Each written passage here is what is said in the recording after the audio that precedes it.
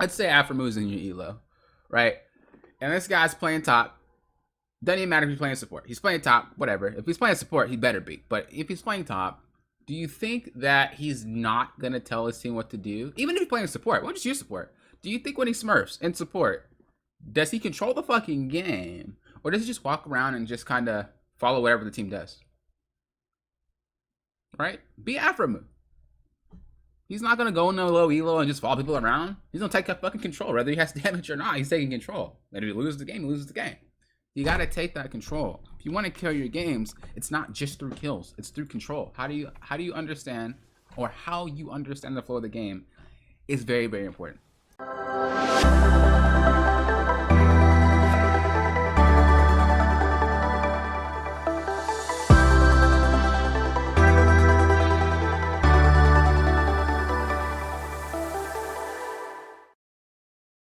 Welcome back, everyone. We're going to be going over a gold, I believe. Yes, gold Urgot game here.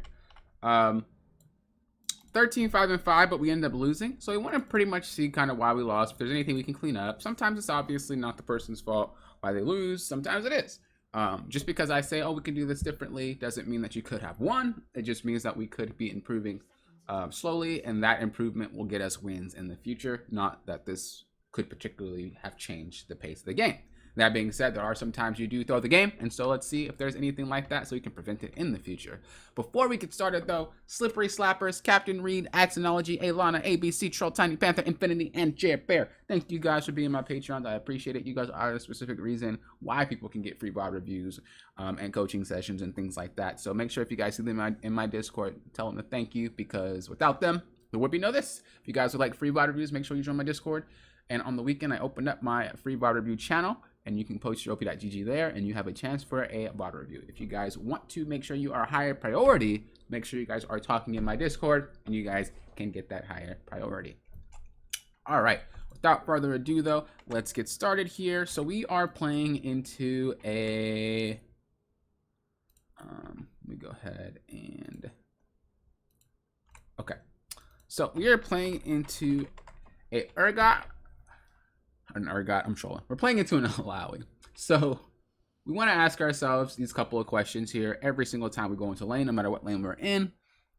What does my champion want to do to win lane? Well, as Urgot, we pretty much want to bully poke. If we can go for a secure kill, cool. But for the most part, he doesn't really excel at getting kills unless the person is pretty dumb to be low in lane in the first place.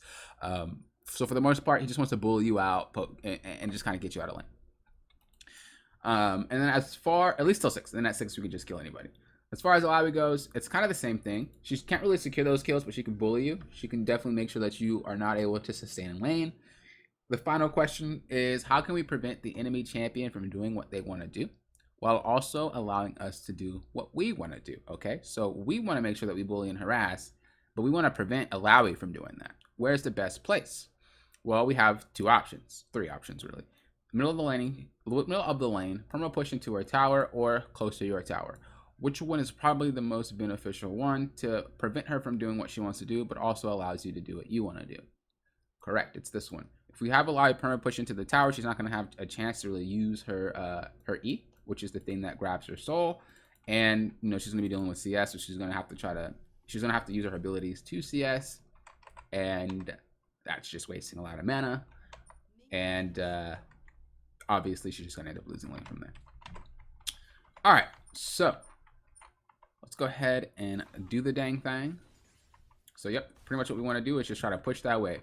You don't want to focus too much on harassing right now, because you just end up chunked like that, and we wasted mana, and it just wasn't necessary, because we could just win the lane fairly easy. We can win the lane just by having a perma push, and then we can go ahead and auto attack her and harass her and stuff like that. So this was fine. You queued to get the minions, and you got the poke off. Cool, right?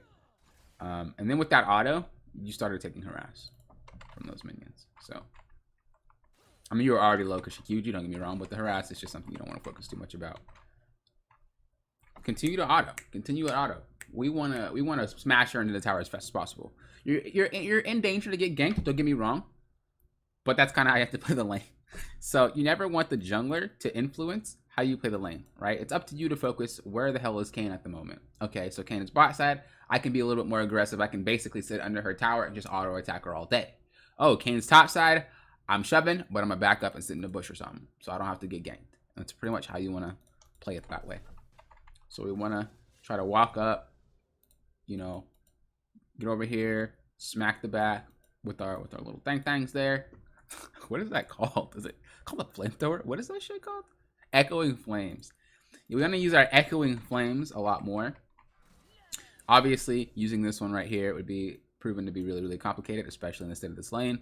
But if you can kind of worm your way in to get a nice little splash damage off like that, feel free.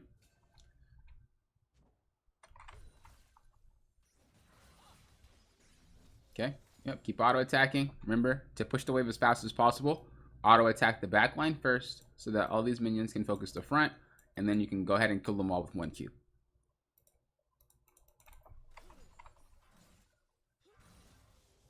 Okay, there goes Kayn. And you're out. Easy push. Like, they don't really have much kill potential. If you die, it's because you're trolling. There's no way you die in this lane. Unless he's ready. Unless he's Rost. Then, you know, you're probably going to be dead.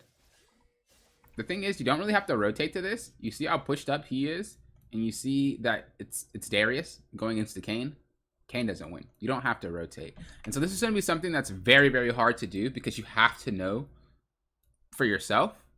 Only look to rotate to plays if you can make it or if you can do anything about it. Basically change the outcome. This outcome's gonna be the same. Darius is gonna win. And even if Darius doesn't win, ping Jhin and he's closer to get to this. You're ruining your laning phase trying to do this. So you have to really be able to get that down. And it's very, very hard to be able to know which ones I can make it to, which ones I can make it to, but I'm not going to change the outcome, or which ones I'm just not going to make it to at all. This one doesn't need you. Like, I'm pretty sure you might even get an assist for this shit. Was I right or was I right? So, yeah, you basically wasted time, and if Alawi was smart, she just would have sat in lane and tried not to follow you. I don't really know why she tried to follow you in the first place. She can get a free lead just kind of with you not being there. So, yeah, you could have used all that time to pressure. Another reason why you don't want to rotate in some cases is because your 2v2 probably isn't stronger. So let's flip this. Let's say we have Kayn. They have Darius. Our 2v2 is shit, right? Especially if Zed happened to be showing up. Then we have to 3v3, and that's going to be not fun.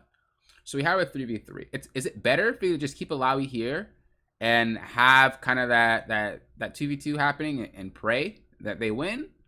Or is it better that you go and ensure it's a 3v3 and it's like we're most likely going to lose this fight, right?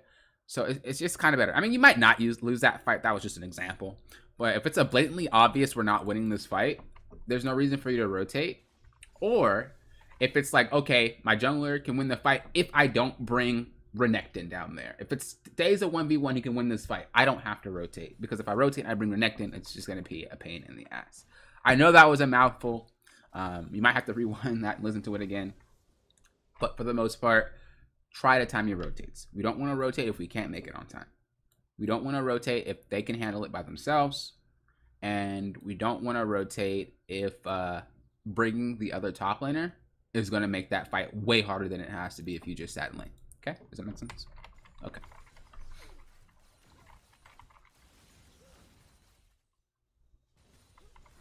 So, I don't like that we're not in their tower. We should be like hard shoving this. Super, super hard.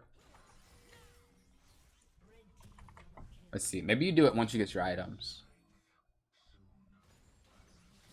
That's a nice juicy wave for you.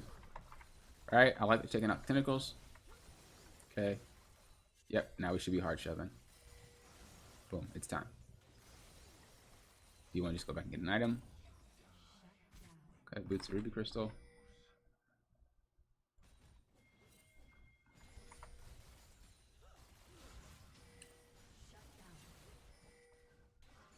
Alright, as a ranged champion, we should really never be hit by that. Let's see what happened.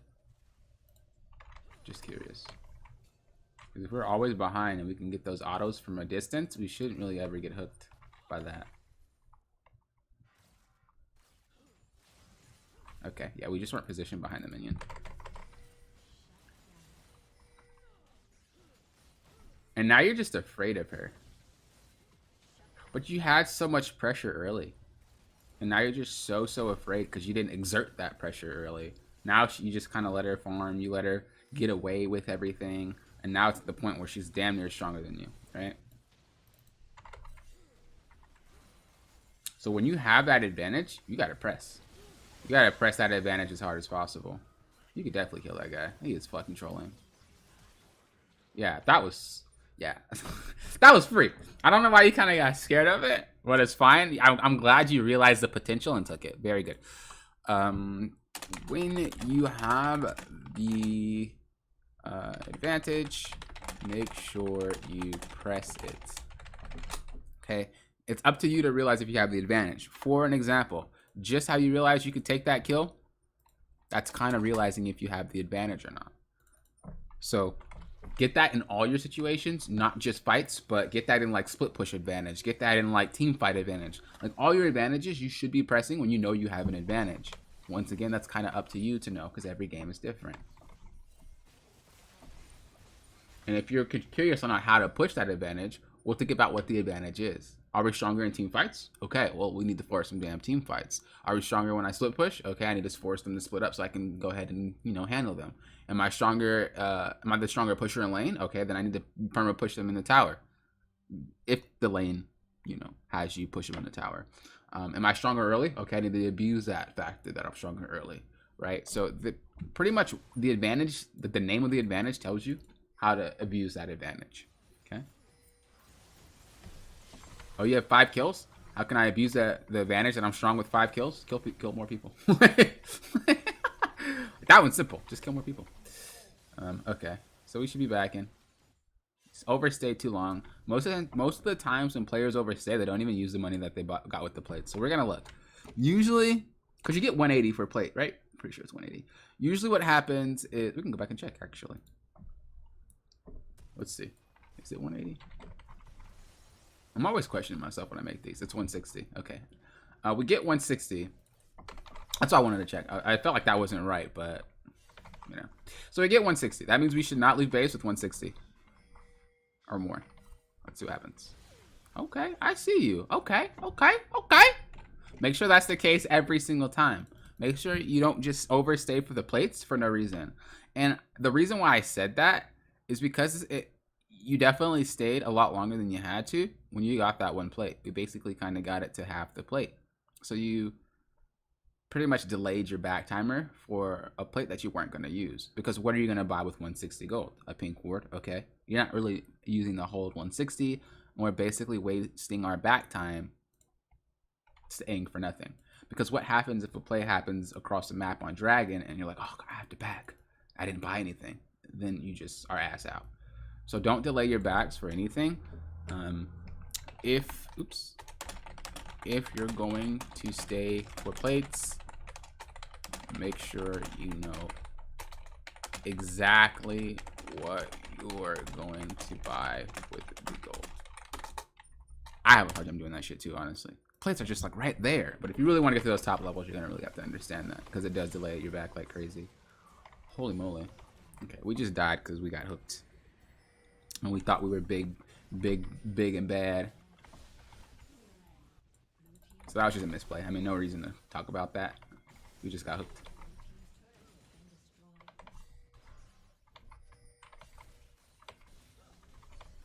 Luckily, our whole team's like winning. Because if they weren't, this would be a really hard game.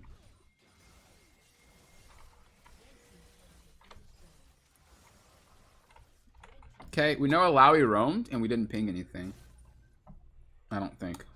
We pinged when she showed up, but this should have been obvious here. She just started pathing down. We should be pinging careful, careful, careful, MIA. Let's see how long we waited. You pinged 1 careful. You pinged 2, you pinged 3, but she's already there on the 3rd one. Right?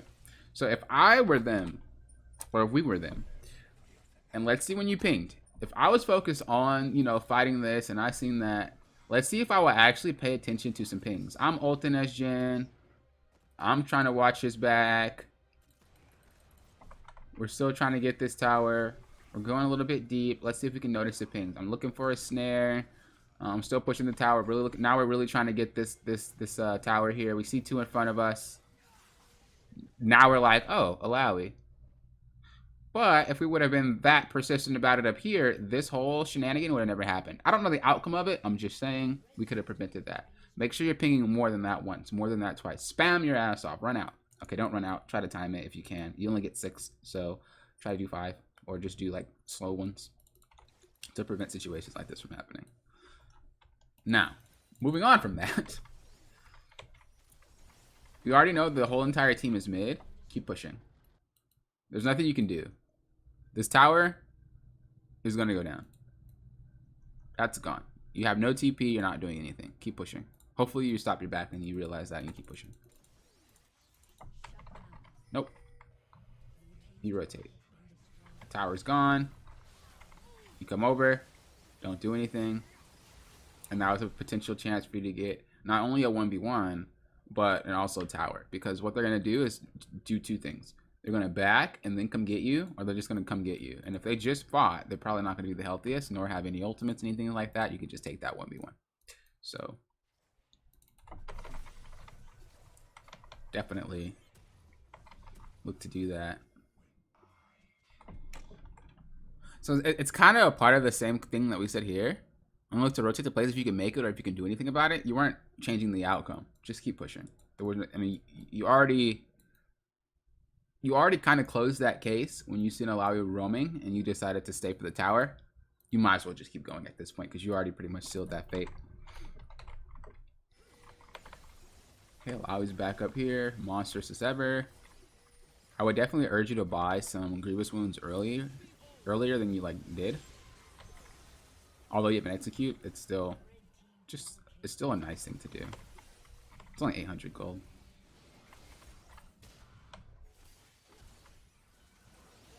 Nice. Nice. This is a Baron. We should be calling Baron right now. Caitlyn's there. Why the fuck do we have 2 ADCs? I just realized that. Caitlyn's there, right? They might be full HP, but they're going to try to stop you. This is a 4v3. You win. So just call the Baron here.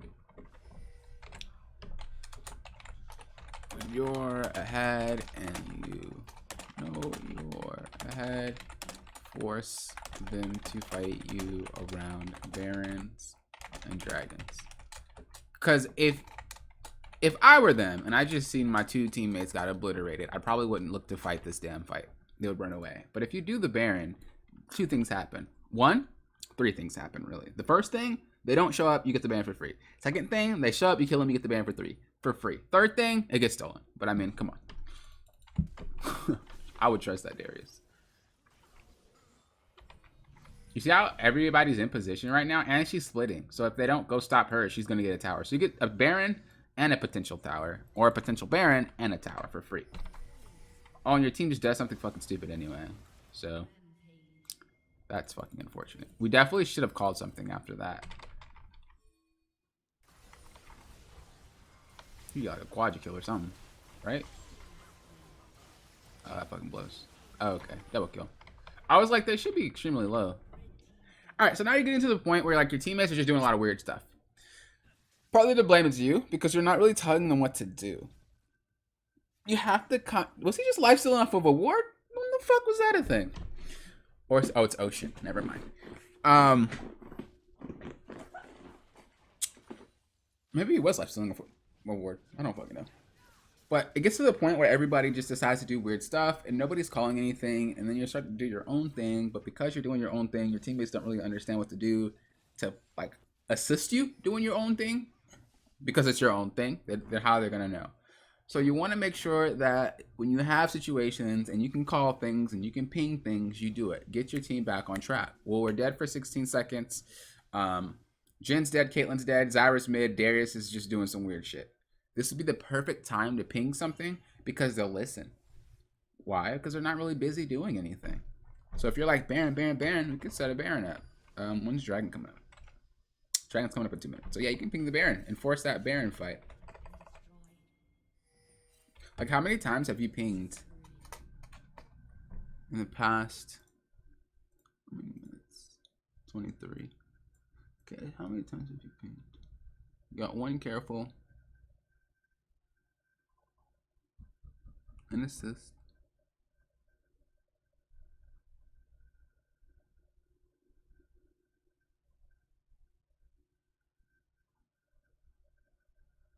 Another assist. Teleport doesn't really matter. So 3 pings in 4 minutes. Is that acceptable? 3 pings in 4 minutes. So that means in 4 minutes, you only really spotted 3 plays. If it's even a play at that, it could just be some random thing, right? That goes to say, if we pinged only 3 times in 4 minutes, and we do, we'll just say 20. We're not even going to say 24. We're going to say 20. So if we ping 3 times every 4 minutes, and we do that for 20 minutes, what is that? That's 12, right? So that's 12 times that we've pinged in a span of 20 minutes.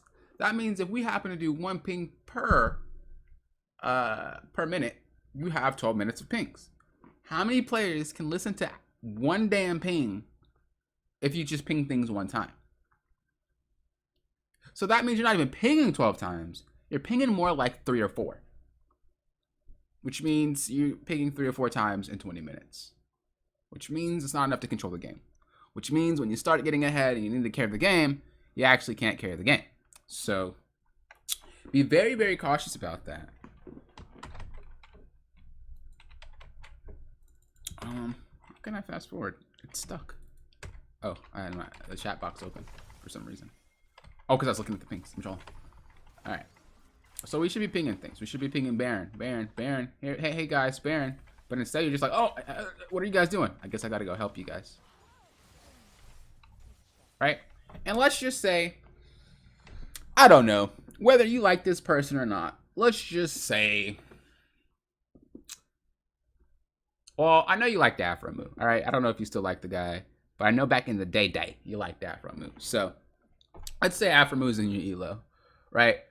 And this guy's playing top. Doesn't even matter if he's playing support. He's playing top, whatever. If he's playing support, he better be. But if he's playing top, do you think that he's not going to tell his team what to do? Even if he's playing support, why don't you support? Do you think when he smurfs in support, does he control the fucking game? Or does he just walk around and just kind of follow whatever the team does? Right? Be Afro move. He's not going to go in no low elo and just follow people around. He's going to take fucking control. Whether he has damage or not, he's taking control. And if he loses the game, he loses the game. You got to take that control. If you want to kill your games, it's not just through kills. It's through control. How do you understand, or how you understand the flow of the game is very, very important. How you understand what to do is very important. Because it's like blind leading the blind. You're not going to go nowhere. Right? You're going to be crashing a whole bunch of shit. Following these guys' plays that have been gold for fucking 8 years, right? I mean, I don't know if it's been 8 years, but gold for 8 years. If you're trying to hit platinum, probably not going to happen if you're following players that have been gold for 8 years. Clearly, they don't know what it takes to get to platinum, so it's best that you just kind of guess and be wrong, and you can learn from that, then instead of just like not guess anything, not pick anything, and we kind of just, you know, lose. All right, we must have been maybe typing. Maybe we were all tabbed there. Either or. Okay, that was doomed. I'm glad you went over to try to get the cleanup, but it was a doomed fight. You shouldn't have been able to live there. I think that was just kind of like a low elo mistake. I mean, if you've seen the potential, you see the potential. But oh, I didn't realize that Kane was dead. Never mind. All right, you did the right thing, trying to zone him off. Good job. I thought Kane was still alive. I was like, if he's still alive, that should have been just a 5v1 easy clap onto you. I guess Zed kind of griefed. But I'm glad you paid attention to the Kane not being there. Did that fool just live? Oh, shit. That's unlucky. All right, so knowing what we know now, Alawi is massive, right? So we can't really team fight anymore, right? The definition of insanity is trying to do the same things over and over and over again, expecting them to work. We team fight like 2 or 3 times, and we're not. I mean, shit. Like, we're done. So, I guess that's Albert Einstein's definition, not the real definition.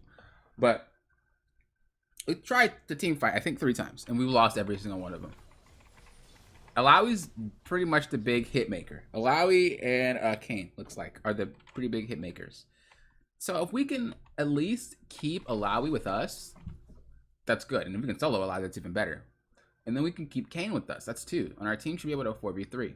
Whether we pull him here because there's no drag, or because dragon's up, or we go down here because there is no dragon up. We want to try to pull them to the side because we're not winning a 5v5. That is pretty obvious at this point. Your team is not really putting anything up. Okay, you're going by. This is good. This is good. I like this. I like this. Stay by. Keep shoving. Don't stop. You can't do that. You're committing to a split push. They commit to a fight. You're like, oh, well, I guess that shit's I have to back. And then you're trying to clean up the fight every single time. You have to learn to commit. You have to learn to stick with whatever plan you have. If it goes south because you're split pushing, well, shit, why? But every single time you do this, you're not really gaining anything. If you're going to split, gain something. Don't just do it and then be like, oh, shit, they need me, and then back.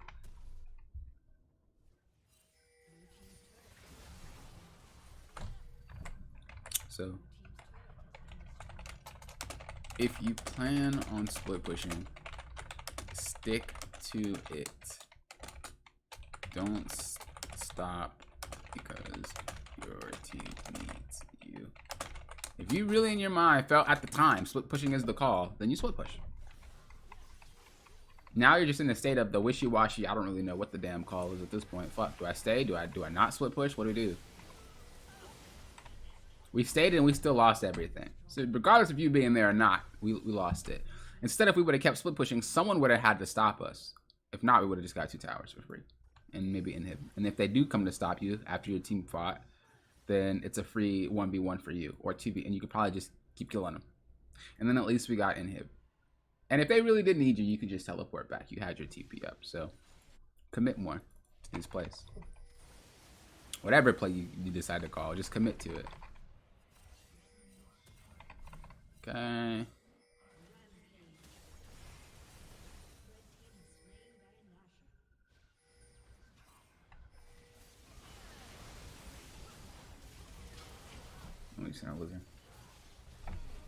Yeah, we didn't really control the pace of the game, and that's why we ended up actually losing this game.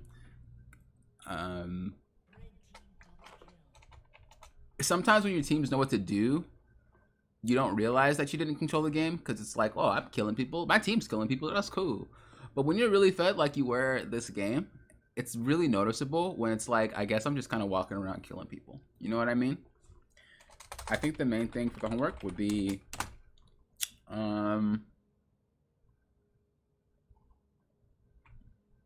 number 4 or number 5. Actually, number 1 and number 5. Number 4 is important too, don't get me fucking wrong. But number 5, only look to rotate if you can really do anything or change it, is very crucial because you stop yourself from doing number 5 because you feel like you need to go rotate. When in reality, you can't get anything done anyway. So what's the point? You know what I mean? Which is why a lot of Trindamirs and Garens and stuff like that are a pain in the ass because they don't really care about their team. They don't care about rotations. They just sit in lane.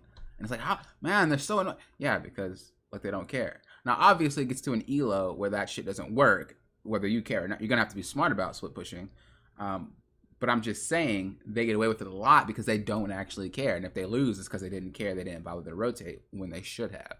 So, yeah, I definitely think it's number 1 and 5. You focus on the flow of the game. You focus on like actually listening to your own plays instead of just following people around. I definitely think it'd be an easier time for you to climb, especially when you're that ahead. So, yeah, that's pretty much it.